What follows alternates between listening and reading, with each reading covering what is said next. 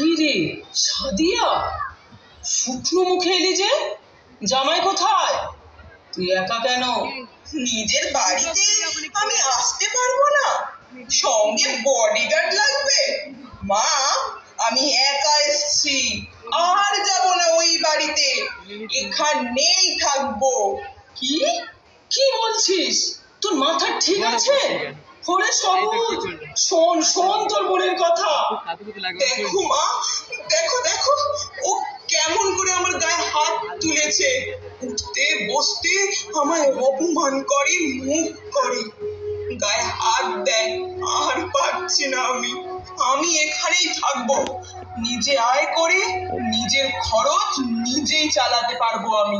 কি সব বলছিস? তোকে বিয়ে দিয়ে ভাবলাম একটু শান্তি পাবো, 1 বছর ঘুরতে না ঘুরতে আবার নতুন বিপদ।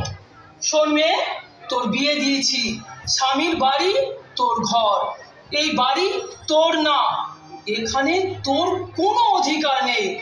আমরা ওখানে যাব, 5 জনকে জানাবো, দেখবো যেন জামাই তোকে আর মারধর না করে, কিন্তু এখানে সারা জীবনের মতো তুই আর থাকতে পারবি না। আমি ভাবলাম এবার বিয়ে করে একটু থিতু হব। পারভিনকে তো তুই চিনিস, তোদের এক ব্যাচ উপরে পড়তো, ও এখন একটা মলে কাজ করে, ওকে বিয়ে করবো, বুঝলি? বাহ দাদা, বাহ বাহ বাহ, আমি চাকরি করতে চেয়েছিলাম, তখন তুমি আর মা আমাকে চাকরি করতে দাওনি, জোর করে বিয়ে দিলে।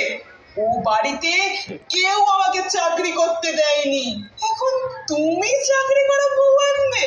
বাহ, আমি কোথাও যাব না, আমি এখানেই থাকবো, আমি নিজের লড়াই নিজেই লড়বো।